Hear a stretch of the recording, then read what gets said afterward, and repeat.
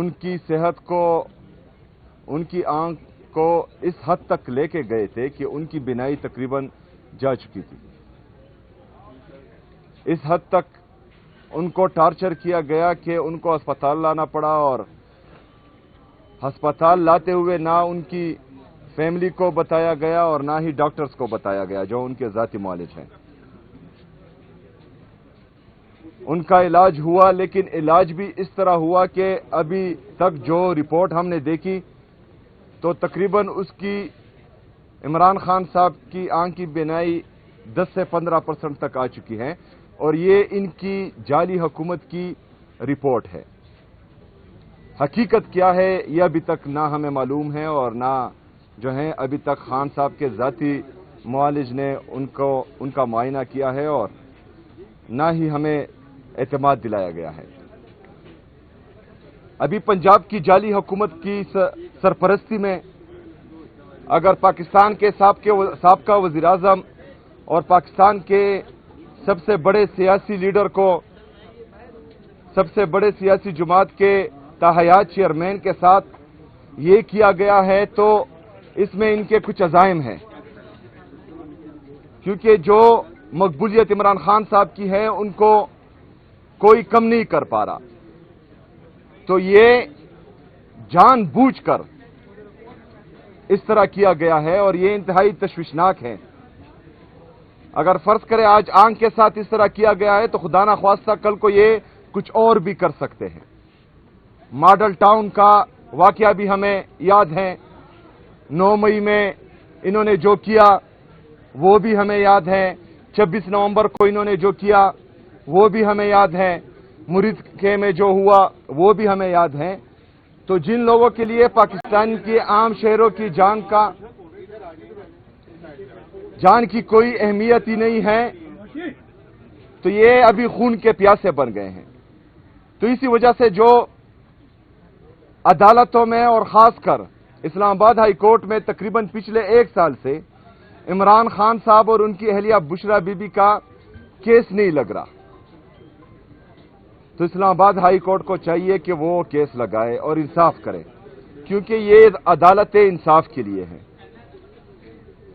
ہمیں تمام پاکستانیوں کو آخری امید ہی ان عدالتوں سے ہے۔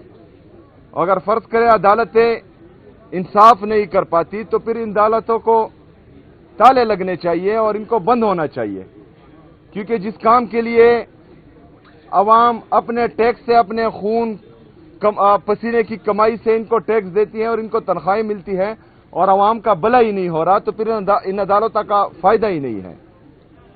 دوسری طرف عمران خان صاحب کے کیسز کیا ہیں؟ نہ انہوں نے میمو گیٹ کیا ہے، نہ انہوں نے ڈان لیکس کیا ہے، نہ انہوں نے اپنے جلسوں میں یہ جو دہشت گردی ہے اس کی پیچھے وردی ہے کہ نعرے لگوائے ہیں، نہ انہوں نے اپنے جلسوں میں ججز کی تصویریں لگائی ہیں، نہ انہوں نے اپنے جلسے میں جرنیلوں کی تصویریں لگائی ہیں۔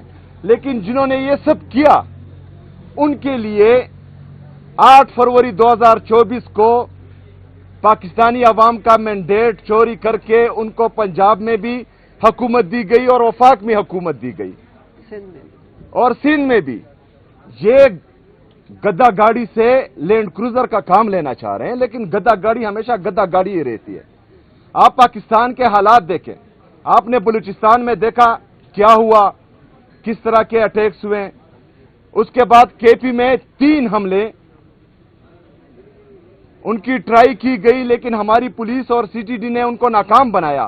میں ان کو داد پیش کرتا ہوں، سلام پیش کرتا ہوں کہ جس طرح انہوں نے مقابلہ کیا اور ناکام بنایا۔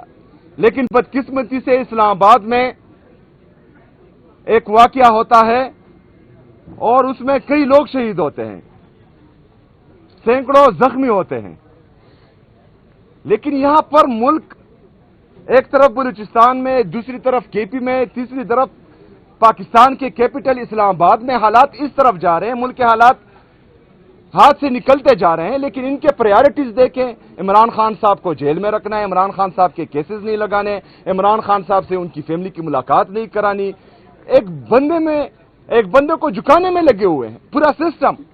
دوسری طرف پاکستان ہاتھ سے نکل رہا ہے۔ पाकिस्तान की मईशत देखें, 80,000 अरब रुपए तक हमारे कर्जे पहुंच चुके हैं। उसमें 36,000 अरब रुपए आपका बिरूनी कर्जा है जो आपके डॉलर के साथ मुंसलिक है। एक्सपोर्ट आपके जीरो है जिसकी वजह से आपका तिजारती खसारा बढ़ रहा है। आपके डॉलर को आर्टिफिशियली तौर पर रोका गया है। अगर आज आपको जो आपके दोस्त मुमालिक ने कर्जा दिया हुआ है डॉलर का और आपके साथ रखे हुए हैं, अगर वो वापस ले तो आपका डॉलर जो मसनूई तौर पर 280 रुपए पर रोका गया है, ये 400 रुपए से ऊपर चला जाएगा। अगर ये 400 रुपए से ऊपर गया तो 36,000 का जो बिरूनी कर्जा है वो 50-55,000 तक पहुंच जाएगा। आपका मुल्क दिवालिया तकरीबन कर चुका है, लेकिन आपकी इंटरेस्ट देखें। आप इमरान खान साहब की आंख के पीछे लगे हुए हैं, आप इमरान खान साहब के जान के पीछे लगे हुए हैं। आपको पाकिस्तान की कोई फिक्र ही नहीं है। लेकिन पाकिस्तानी अभी हाथ पर हाथ धरे नहीं बैठ सकते। अभी पाकिस्तानियों को कोई भी नहीं रोक सकता। पाकिस्तानियों को, पाकिस्तान तहरीक इंसाफ के वर्कर्स को हम भी नहीं रोक सकते, क्योंकि ये इमरान खान साहब की जिंदगी का मसला है। पाकिस्तान के सबसे बड़ी सियासी जमात के लीडर के जिंदगी का मसला है और इस पर अवाम चुप नहीं बैठेगी। अगर फर्ज करें खैबर पख्तूनख्वा की अवाम निकलती है और वो खैबर पख्तूनख्वा को बंद करती है, तो इसमें मेरी पुलिस उनको रोकेगी नहीं, क्योंकि वो अपना हक मांग रही है।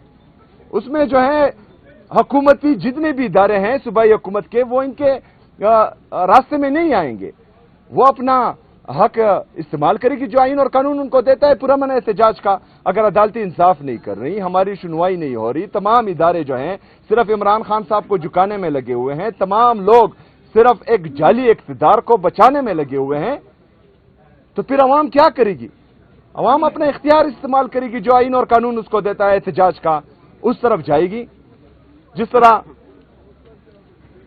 कहा गया कि 16 फरवरी तक चीफ जस्टिस साहब ने कहा है कि उनका इमरान खान साहब का मुआयना हो, उनके ज़ाती मुआलिज से कौम को ये यकीन दिलाया जाए कि अभी इमरान खान साहब की सेहत ठीक है।